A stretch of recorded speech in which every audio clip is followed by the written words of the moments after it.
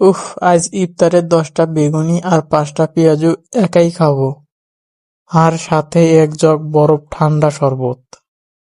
থাম বন্ধু থাম, এভাবে খেলে তো ইবাদত করার দূরে থাক, তারাবিতে দাঁড়াতেই পারবি না। কেন, সারাদিন না খেয়ে থাকার পর একটু কবজি ডুবিয়ে না খেলে কি চলে? শোন, রমজানে সুস্থ থাকতে হলে অতিরিক্ত তৈলাক্ত খাবার আর চিনিযুক্ত শরবত একদম বাদ দিতে হবে। এসব অতিরিক্ত খেলে অ্যাসিডিটি বাড়ে আর শরীর অলস হয়ে যায়।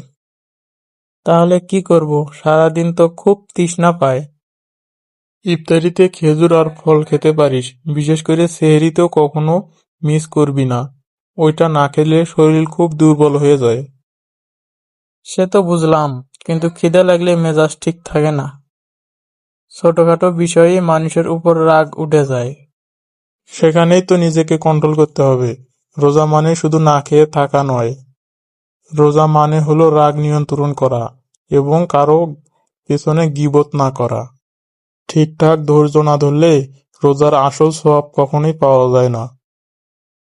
ঠিক বলেছিস। আমি তো ভাবেছিলাম সারাদিন ফোন টিপে আর ঘুমিয়ে সময় কাটিয়ে দেব। না বন্ধু, সময় অপচয় করিস না। এই পবিত্র মাসে যতটুকু পারিস কোরআন তিলাওয়াত আর জিকির কর। আর রোদে বেশি না ঘোরাই ভালো, বেশি ক্লান্তি আসতে পারে। অনেক ধন্যবাদ শাহি, তুই আজ চোখ খুলে দিলি। এখন থেকে শুধু পেট নয়, মন আর আচরণকেও নিয়ন্ত্রণ করব।